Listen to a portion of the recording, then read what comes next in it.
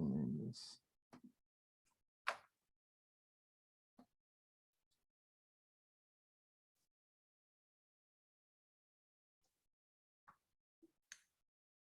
Hey, Alyssa. Hi. So we're good to get going whenever you're ready. I'll sort of go through the initial sort of preamble, introducing the event, your organization, and then we'll hop right into it. We'll try to keep it to around an hour, but depending on where we are and how the discussion's going, obviously, if we go a few minutes over, that's not the end of the world either. But yeah, the goal is just sort of keep it tight to maintain everyone's sort of Zoom fatigued, so we'll be conscious of that. Yeah, it's just you and I in the conversation here. I'm listed as I'm in the GSA admin sort of account here, so you'll see me as Glossia, but it is in fact not Glossia today. So with that being said, we'll get started here. I think we're already recording, and then we'll just have to edit it. I'm using my parents' desktop here, so it's sort of fading in and out of, which is Word 2007. So I'm just trying to get it working here. So just bear with me. Yeah, not a problem. All right. Well, good afternoon, everyone, and welcome to the 6th installment of the Graduate Student Association's Politics Today series, which engages regional community-based organizations in discussions exploring some of today's most salient and pressing socio-political and cultural topics relevant to graduate student life.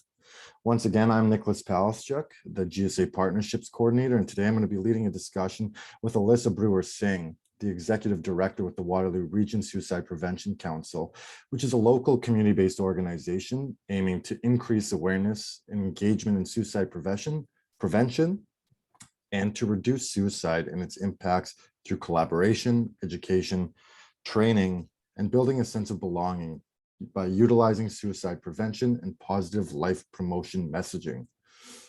Alyssa is the Executive Director for the Waterloo Region Suicide Prevention Council.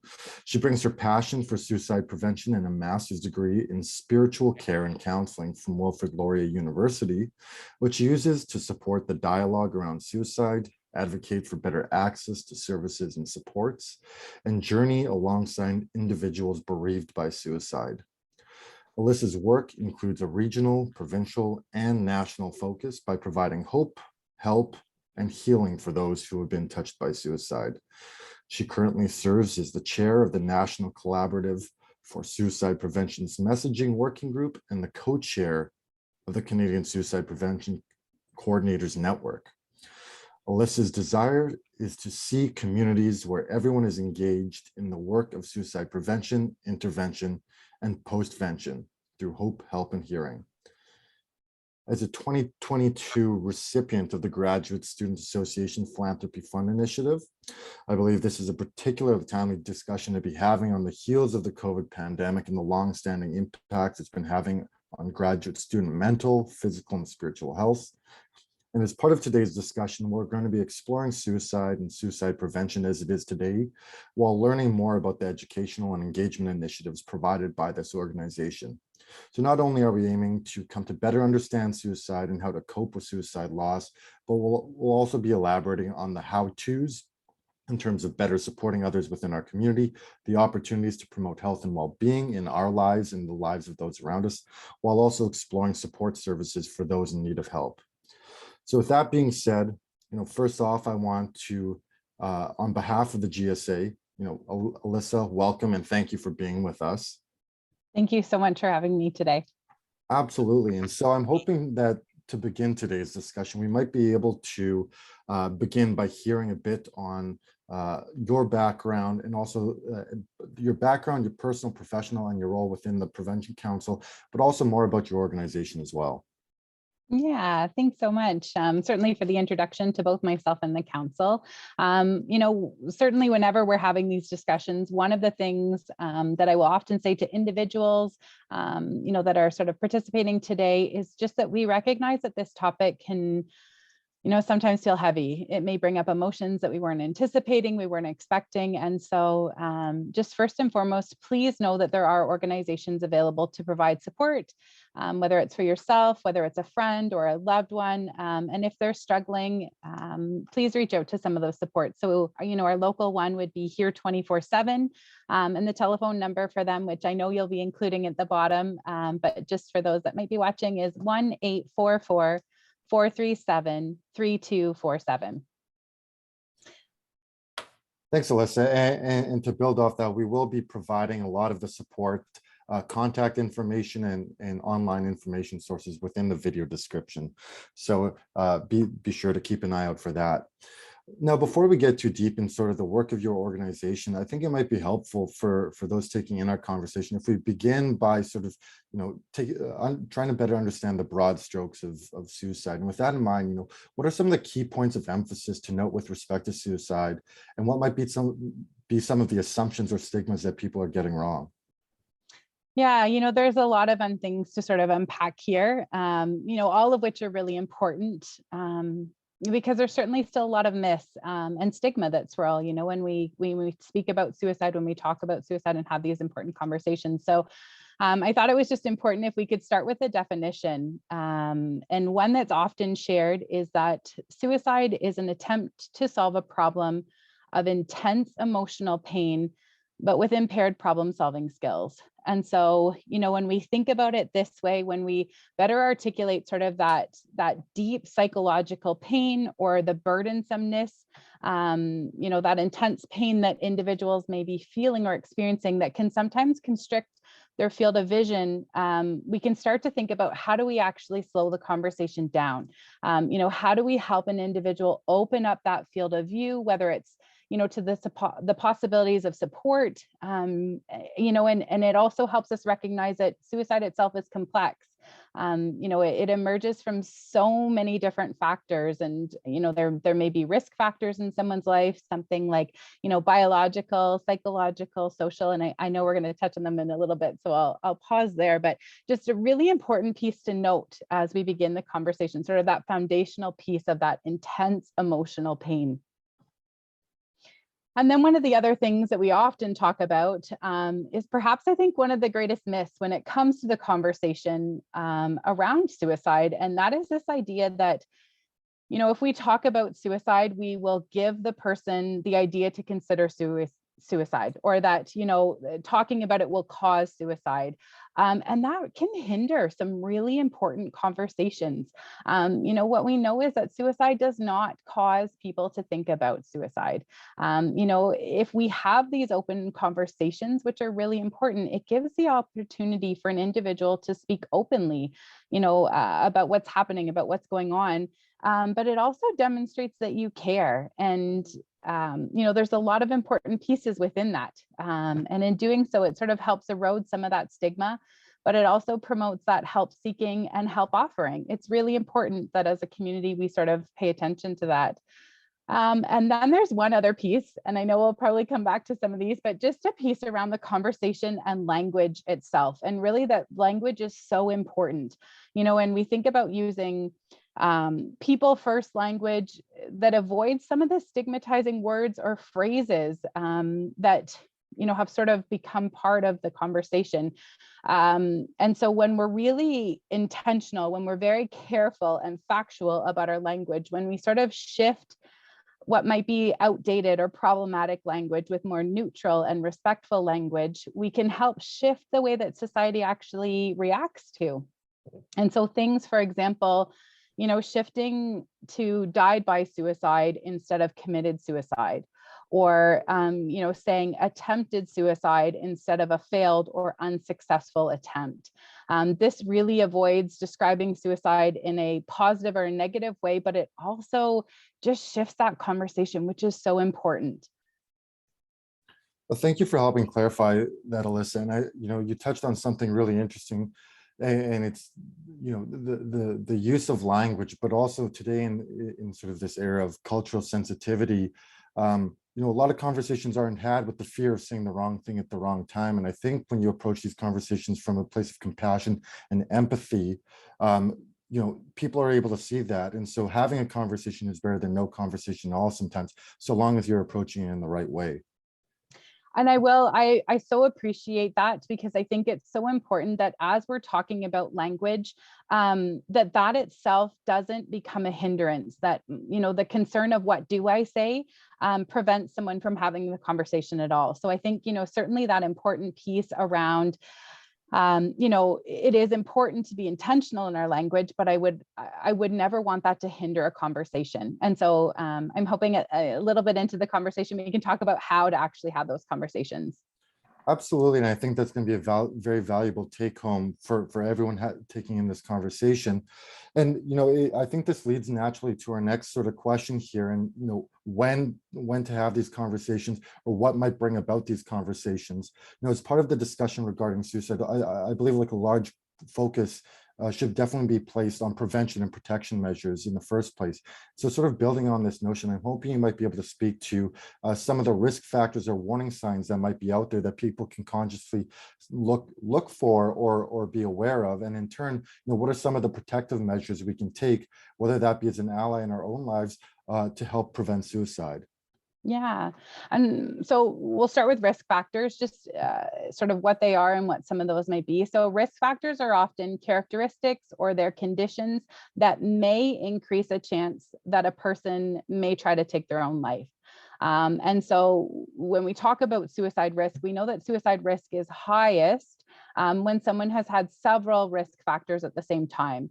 And so this may include, a previous suicide attempt. It may include just a highly stressful life event. When we think about loss, for example, there's so many aspects of loss, whether it is of a person, a loved one, whether it is of a job, whether it is, for some of our seniors, for example, mobility or some of their independence. There's so many different pieces around loss, but, a highly stressful life event. And then there's also just prolonged stress from events in our lives, things like relationship conflict, things like harassment and bullying. These can all increase the potential that someone may consider suicide.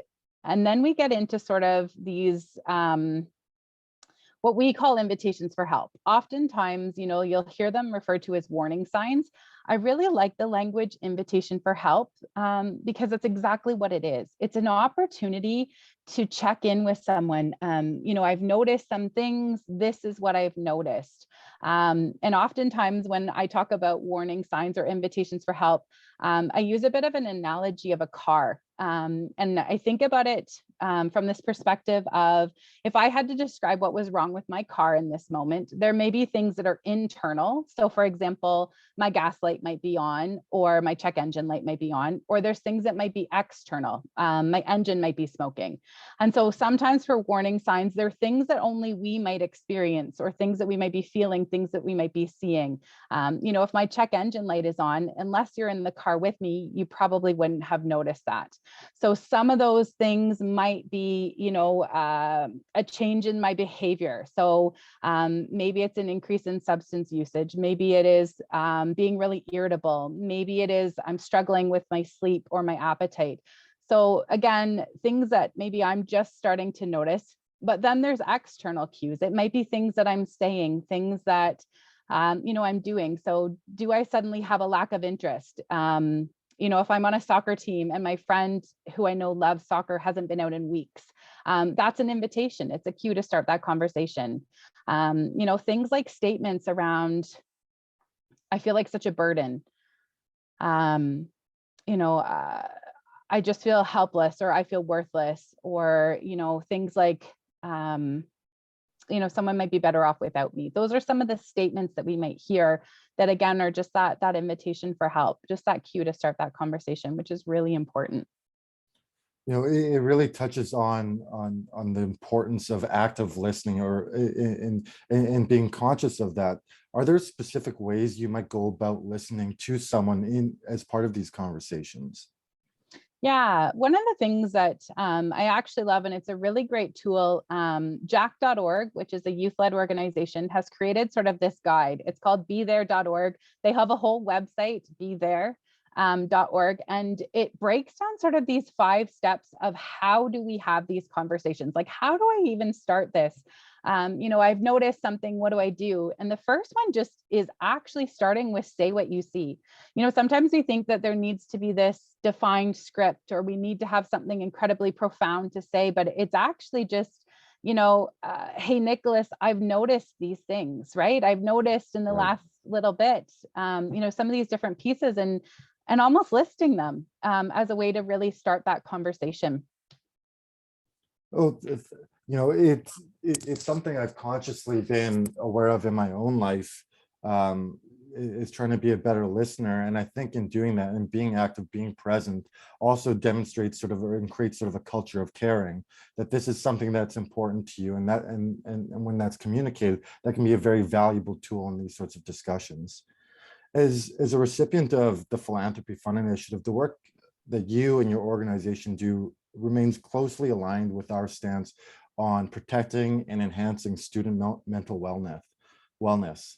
And so with that in mind, I'm hoping you might be able to speak to the role that mental health and well-being play in suicide prevention, and in doing so, touching on some of the supports and services, whether it be your organization offers or others, and how they help to positively impact mental wellness. Yeah. If you're okay for 1 second, I just want to return to that point, because I think you made such a great point just around that active listening piece and showing that we care. Because if you follow actually the steps from that bethere.org thing, those are actually the next two. So it's almost like we had planned this, but in showing that you care, sometimes that's actually saying that, I'm asking because I care about you, but sometimes it's actually, I'm demonstrating I care because I've paid attention, because I have noticed these things. And if someone were to say to me, for example, Alyssa, I've noticed these things about you, there's a connection now between us. You're paying attention. I'm feeling heard and potentially seen in that moment. And so that's so very important.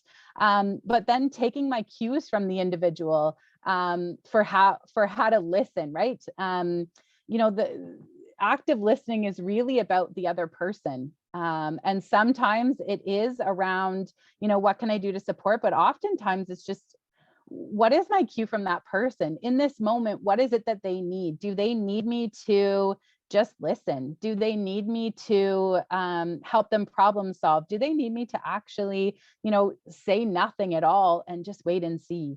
And so that's a really important piece, because I think sometimes in our own perhaps anxiousness to address the conversation, we can try to fill these gaps, these natural sort of silence and pauses. And that's not really taking the cue from the person. So I so appreciate the way that you would frame that, because I think that's really important. And it leads into some of the work that we do around, mental wellness and this idea of life promotion, which is really around how do we build resiliency? Mental wellness is all about how do we give people tools that they need, whether it's to handle stress, whether it's to handle some of those life events that we talked about. So what is it that we need, whether it's tools or knowledge or skills that we can manage with some of those up and downs. And so there are some very specific things. Our website, for example, if you haven't had an opportunity to visit, is wrspc.ca. And there are a lot of great tools there. Things like, how do I handle stress? What is stress? How do I build strength and resilience? What is self-care? I think self-care has been a word that's, it's thrown around a little bit, but what does it actually mean? What does self-care actually look like? How do we deeper fill some of those buckets that we need to? Particularly as a graduate student, and a lot of the individuals taking in this conversation will be graduate students as well. The idea of stress is sort of a constant in our lives. And by the time we realize it, we're stressed or experiencing stress-induced states, it's often far down the line. We're overwhelmed at that point. Are there sort of particular supports, services, or practices that we can take to be proactive in terms of mitigating stress? Yeah, sometimes it's just a check-in with yourself. There's sort of this almost continuum of stress itself. And we have sort of good stress. There are times when stress is actually good. Things like deadlines are really important. And so there's sort of this optimal level, but the check-in really comes when we start experiencing stress that is sort of beyond. So, at the end of the day, if you have ever had to roll your shoulders back, if you've ever, felt that your jaw is really tight because you've been holding it, if you've been struggling to fall asleep or stay asleep, like these are all of those check-in moments for yourself, which are really important, and sort of almost like a daily check-in of how am I doing and where are things at. But then just incorporating different practices. And for some, it might be things like, mindfulness or breathing techniques. Those are really important. And there's a lot of great resources out there. Mindfulmike.ca, for example, is a really great resource. He's got some free mindfulness practices that you can check out and then possibly engage in. You had touched earlier on sort of a focus on building strength and resilience within your organization and the work and support services you provide. What does resilience mean in terms of this discussion on suicide, and how might it be used or leveraged as sort of a possible or a positive force to mitigate or reduce the potential for suicide? Yeah, resiliency is really about when we are sort of struggling with our overall mental and emotional well-being. It's how do we exercise that? And so as a protective factor, when we talk about sort of those protective factors, it's almost about building this seatbelt. How do we build this padding? How do we build, tools in our toolbox for when we're really struggling? And so how do we then use some of those tools during times when maybe we're struggling with some negative life events, when we, are just feeling really overwhelmed and we just don't know what to do with that. And so there's a couple different, I guess, subcategories of resilience, things like biophysical. So things like, are we fueling our bodies with the things that we need to be fueling our bodies with? Are we doing regular activity? When we think about sort of all of the ways that we can incorporate some of these protective factors, oftentimes physical activity is one that we can fairly quickly identify. I like to go for walks, or I like to go for a run, or I play a sport. But outside of that, things like getting regular sleep, those are also really important sort of from a biophysical perspective. And then we have sort of this psychological perspective. So things like emotional self-regulation, and emotions are sort of two parts to that. So can I regulate when I'm, feeling very overwhelmed by something? But there's also this whole piece around, can I actually articulate what it is that I am feeling in this moment? Some of our primary emotions are really easily identified. We talk about being happy or mad or sad, but in this moment, what is actually happening? I'm actually not mad. I'm really frustrated. In this moment, I'm actually not sad. I'm just feeling really lonely and disconnected. And so in kind of beginning to identify some of them, it allows us to do some problem solving. What is it that I need then in this moment? How do I address some of those pieces? And then we have this whole realm, which is so important, which is social. What do our connections look like? Do we have community supports? Do we have connections to friends or family or people that we would consider family? Those are really important. And then finally, there's this sort of spiritual realm of protective factors. And this really ties down to meaning and purpose. If I were to ask you, what do you do? Perhaps outside of being a student, what gives you meaning? Where do you draw some of that from? What might you identify as important for yourself? Touching on all these different elements in terms of, developing a sort of a protective or a resilient pattern or resilient patterns to self-care and protecting oneself against potential suicide.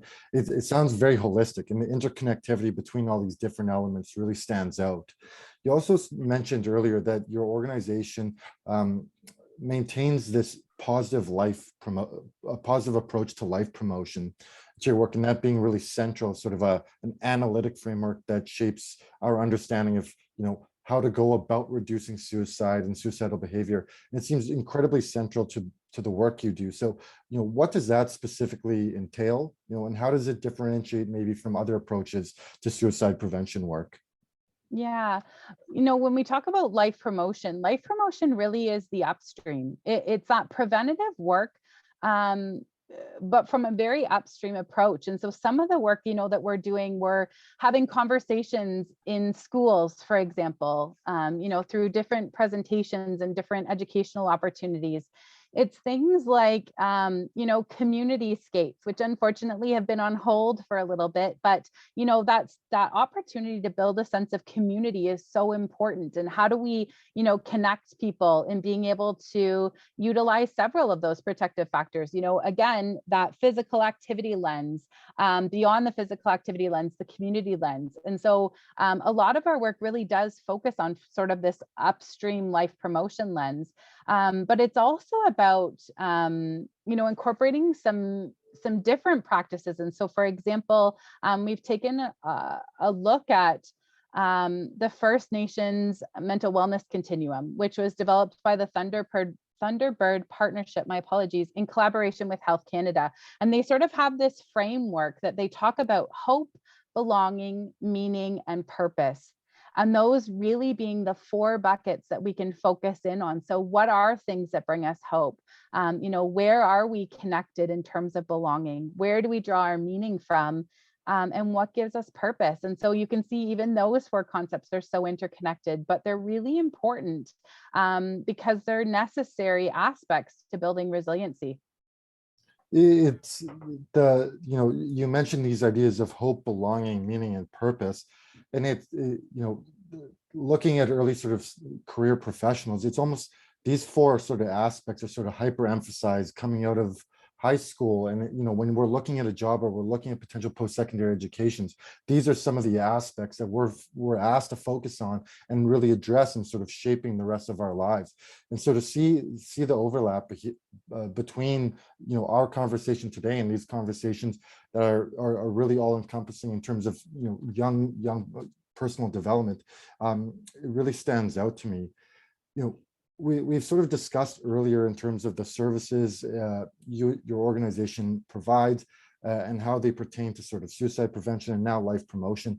And I really want to dive deeper into this area because I think it's really important for us to understand our role within the community and how we can come to better support others in our families, in our lives, and especially in the graduate student community.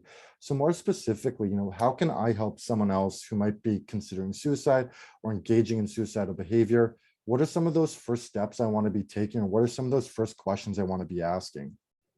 Yeah. So again, I think I'll point back to just that bethere.org. It's such a thorough resource. And what I love is beyond sort of those 5 steps, it takes you through like, what are some conversation starters? How might I begin this? When we talk about Say What You See, it really is about just starting the conversation there. But I love that it takes it a little bit further. And you mentioned around what is our role and how do we connect to help? And I think this is a really important part of the conversation because our role is to connect to help. Part of knowing our role is what are the boundaries that we have to put in place? What are the resources that are available? Because we cannot do that alone. And I think that's just one really important piece to emphasize, is that we cannot hold this conversation on our own. And so, even though it may, someone might become upset with us that we need to share that information externally, that's really important is, I'm willing to sit with you in this moment. Thank you so much for sharing. I really appreciate that, you've been so open. Why don't I connect with you? So maybe it's, why don't I go, to on-campus supports? Why don't I call here 24/7 with you? Why don't, we look up resources together? I will do those pieces with you, but I just can't hold that space on my own.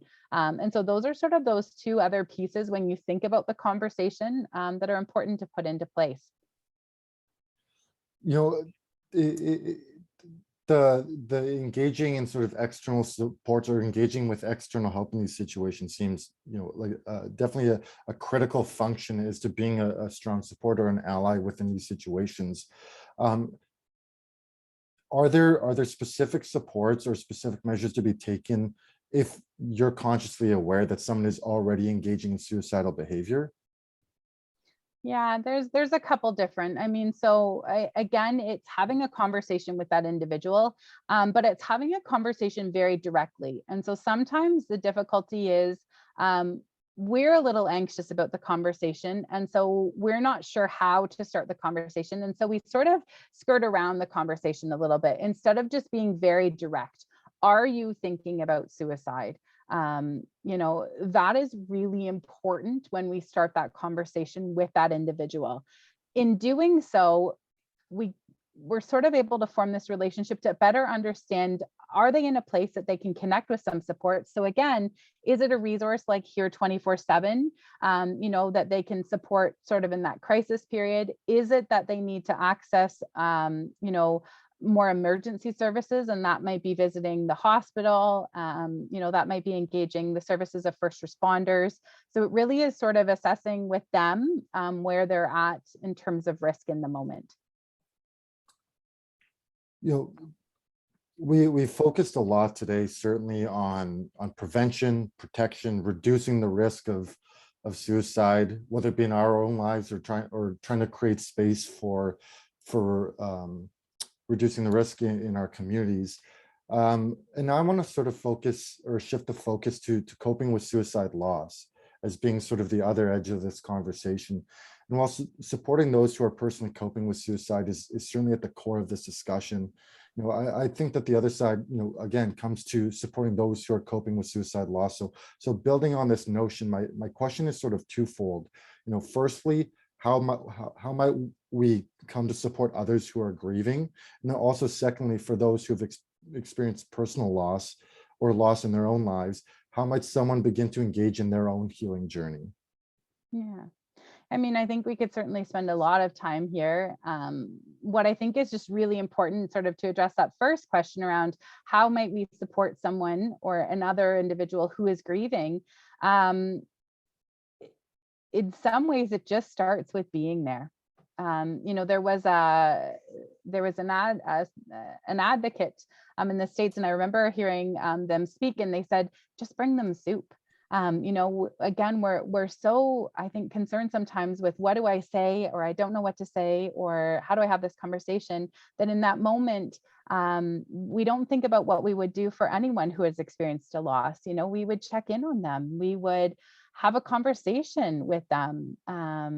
We might bring them a casserole. And so, that is just a really important piece for how do we support others, is we sort of show up, and we continue to show up. And so I think that's really important.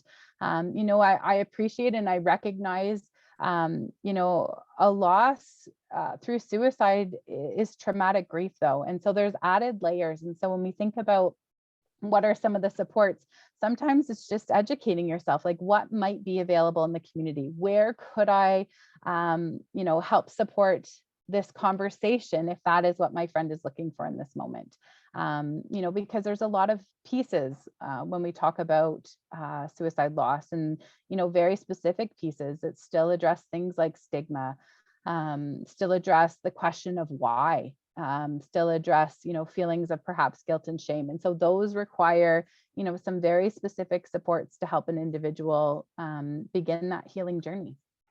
You touched on something interesting at the end there, and the idea that there might be, the different types of emotions that one might experience through this process, but the difference between grief and guilt, and that they might be experienced simultaneously. They might be experienced at different points in time when coming to better understand the situation.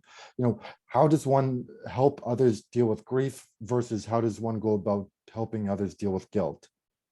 Yeah, I mean, that really is some professional support. That really is, connecting in with individuals who are able to have these really important conversations. So whether that is finding a community resource, or just being willing to hold some space. I think, we're not going to have the answers as someone who is just supporting a loved one on how where does grief end, and perhaps for some guilt begin, or vice versa. But we have the opportunity to say, here is a community that you may want to connect in with that could help support with that, that could help have some of these conversations with you. In terms of accessing support, whether it be group, a group-based sort of support system versus individual one-on-one type supports, what are some of the benefits of one versus the other? And in terms of in what sort of situations might one be beneficial as opposed to the other? Yeah, they're really intended to be, I think, a couple different pieces. In the immediate crisis, what you're actually looking to connect with is almost like your doctor. How do we manage the physiological responses to grief, right? How do we navigate sort of that interim piece? Then you would look to sort of one-to-one counseling. So someone that could help you understand trauma, understand how trauma impacts our brain. And that's quite a complicated piece I won't get into, but understanding, sort of all of those pieces, are responses. How does it trigger? Where does the stress hormones come from? So that really is sort of that clinical one-to-one, is about taking a bit of a deeper dive into our grief. And then we have group supports, and we're really fortunate in Waterloo region. We offer 4 suicide bereavement support groups a year to the community. They're completely free. And that is just a chance to connect with community, this opportunity to connect with other individuals who have experienced this loss, and then talk about that experience and that grief journey with professionals. And so that is a professionally led group. They're closed groups, so they sort of come together for 10 weeks. And that's really important. A lot of people have really found the importance of connecting with others, and just having that opportunity to share their experiences. No, so just moving to the second part of the question, for those who have experienced a personal loss and want to begin in their healing journey, where's the best place to begin? Understanding that each experience is unique to the person and to the context, but are there some general starting points or particular recommendations that might help people begin to engage in the healing process? Yeah. So again, mentioning sort of doctors or a family physician or a healthcare provider being one of the initial ones, really to help navigate the initial response. When we're at a heightened response, it's really difficult to navigate into the realm of grief. And so that's always sort of the first reference point, would be to connect in there. And then from there, you're always welcome to connect with the council, so they can reach out. And we're happy to share some of the local service providers who are available, who we work closely with, who provide the bereavement support. And so we could share, who some of those individuals are that they could connect with, to look at doing some of that one-to-one. And then, of course, there's also the intake, which is ongoing for the bereavement supports groups for themselves. And this group is, it's not restricted to those who are newly bereaved. Sometimes it might be 2 or 3 or 5 or 10 years later that someone thinks, I would really just like to connect and still have a discussion about this. And so our groups are really open to welcoming participants in their grief journey, sort of at varied times. It's difficult to really dive in too deep here or touch on some of the specifics, because the healing process in these situations are so highly contextualized and so highly nuanced. But are there some sort of key stages or elements throughout the healing process? And if so, what might those look like, or what are some of the main elements or emotions that are generally consistent with this healing process that people sort of experience? Yeah, so there's 2 parts there. One, I think what's really important is we've moved beyond the stages of grief. That sort of Kubler-Ross model. We've moved beyond that, because it makes it seem almost like it's a stepping point, right? If I get to this and then I get to this next stage, then I don't move back. Grief is messy. Grief looks like bouncing back and forth and up and down and in a circle. And so, recognizing that grief is going to look different for everyone. And there is a wide range of emotions that you might feel. For some, they may really struggle with feelings of guilt. For some, they may struggle with just overwhelming sadness. For some, there's added complicated layers with anger. And so it really is about having the conversations with where you need to go and having a safe space to be able to do that. I think that really is the important piece, is sort of thinking about what works best for you and finding sort of the support that can complement that. It seems that you touched on it earlier, and especially in terms of the positive life promotion approach being very preventative and upstream. And similar in terms of, we want to prevent this from ever happening and having to cope with loss in the first place, when and if possible. So in term, as a grad student at the University of Waterloo, or as just a Waterloo Region community member, how can we advocate for life promotion in our day-to-day lives, and try to move the sort of needle more upstream here and be proactive rather than reactive? So I think there's two pieces within this conversation. So the first is we often talk about our work using language of hope, help, and healing. And so hope is really that sort of preventative lens that we think about. When we talk about help, we're talking about sort of that intervention lens. And then when we talk about healing, we really are talking about what is traditionally called postvention, or when someone is bereaved by suicide. But what's important is it's almost this continuing circle. And so oftentimes people come to the work of hope through their healing journey. And so I think that that's an important piece to just note, is that, we come to this work from a variety of lenses. And so those who are bereaved often become, advocates for this work and really support the conversation. So I think that's an important piece. But when we think about what we can do sort of as community residents, it just starts with recognizing that we all have a role to play. And so what does that mean to you? Whether that is taking a training, there's a lot of really great community-based trainings that you can take. One example right now that's been really complimentary during COVID has been a START training, is what it's called. And so it's about an hour and a half to 2 hours. It's all self-paced, which is what I love. So you can start the training, you can come back to it if you don't have sort of 2 consecutive hours. But it's just a suicide alertness training. It teaches us, how do we recognize some of those invitations for help? It's actually very interactive. So there's videos. So that might be one way in which you could actually get involved in the work within our community, is by taking some of these trainings. Some of the other ways that we can get involved is just thinking about, where can we have these conversations? Are you connected to a workplace that might benefit from having a conversation such as this? And as the council, we're always happy to go into workplaces, whether it's for a lunch and learn, or just provide some resources. That's a really important thing. Some of the other things you can do is actually just know what the resources are. And again, one of the things that you can find, it is available online, but we have these really great wallet-sized cards. And I know you can't see it, it's probably super small writing, but they're just quick reference cards around what are some of the resources that are available. Because especially if I'm not from the region, or I wasn't originally from the region, I've traveled in for school, I'm not sure how to navigate, where are the resources? And so that's a quick reference card. They're available on the website. We do have physical copies as well, but that may be something that you just sort of become aware of what is available. Those are all really important pieces when we talk about our role. You touched on something that within your answer there that really sort of piqued my interest, and it's about sort of advocating in your own workplace, or engaging your own organizations in types of training or these lunch and learns.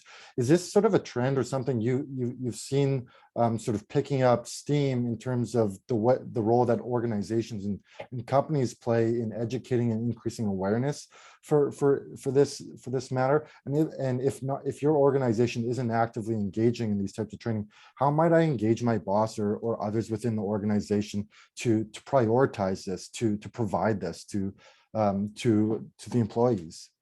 Yeah, I mean, certainly I would say in the last number of years, our conversations around mental health, around suicide prevention, around mental well-being, have just increased as a whole. We're recognizing that we are having these really important conversations.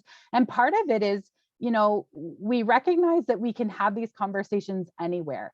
It's not just, behind closed doors. We're having these conversations at workplaces, on the soccer field, at the grocery store. We are starting to. So there has been this shift, that we are having a lot more open conversations around this. In terms of what can you do to engage, it really is just starting the conversation of, maybe it's finding the information that's out there. So I don't know if you're aware, there's this great organization, whether it's the Waterloo Region Suicide Prevention Council, whether it is, the Canadian Mental Health Association, that offer some of these trainings, and it might just be a benefit, because sometimes it is just the awareness that these resources are out there, that can then sort of launch and begin that conversation, just by expressing this is really important and of interest to me. Well, thanks, Alyssa.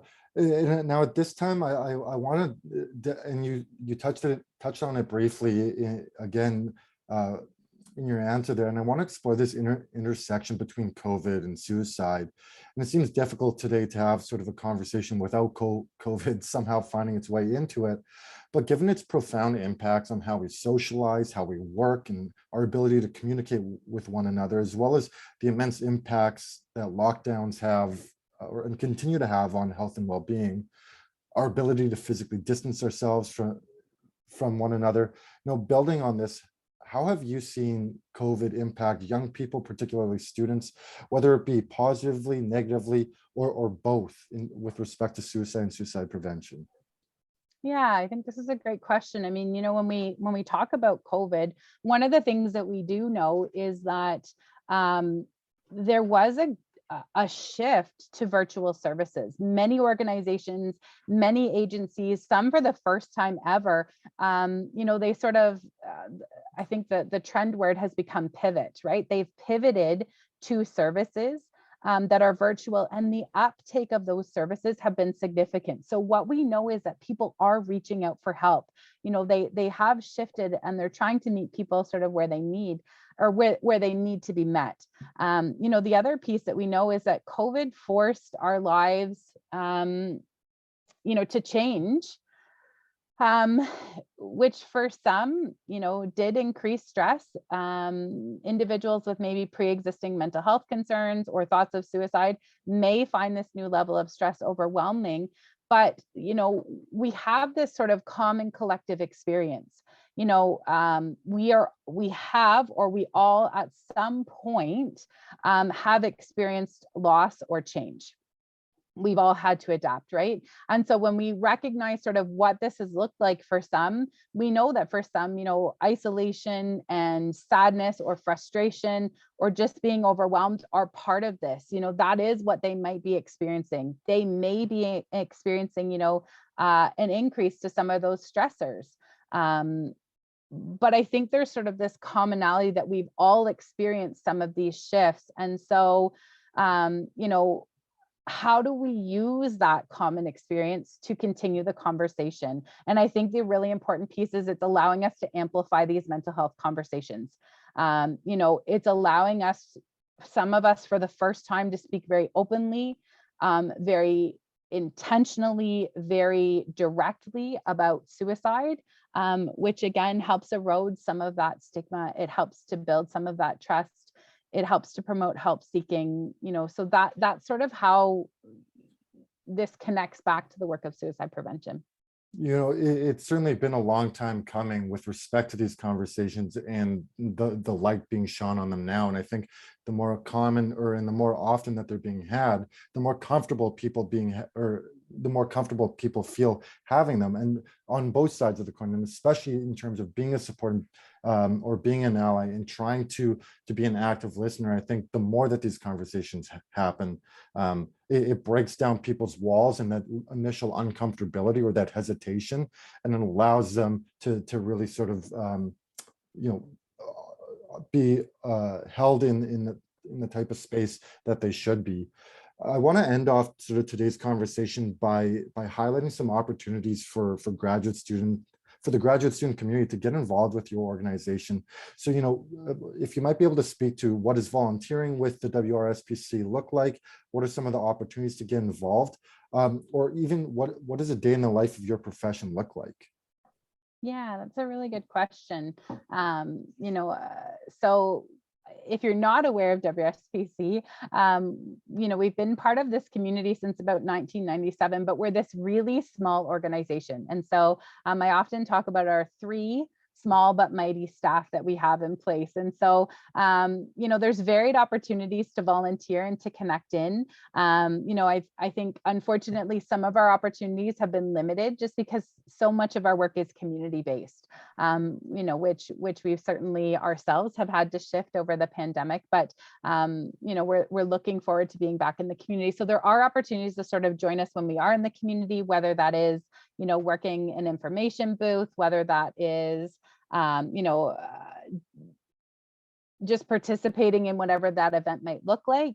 But some of the other opportunities to volunteer are sort of some of the behind the scenes opportunities. And so, over the years, we've had students, for example, who are really interested in either web design or, graphic design, who have worked with us and have supported some of the, the really cool initiatives that we've managed to do, whether that was, we ran a whole 8-part series on self-care. And so the graphics were designed by a student. And so that could be an opportunity. Again, it may just be an opportunity to connect us with some of the organizations that are around. It may be thinking about where we can come and support via a training, whether that is, again, an awareness training, or whether that is actually like a paid training position, or a paid training. It's not a position, it's a spot. I'm not sure the word I'm looking for right now, but there is an opportunity to do that. So those are some of the ways that we can get connected. If there are ideas outside of that, we're always open to conversations as well.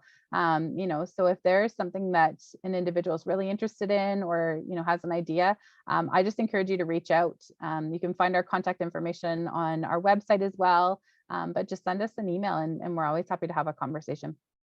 Amazing. And last but not least, I want to remind everyone here taking in this conversation that, you're not alone, and getting help it should not be thought of in a negative light.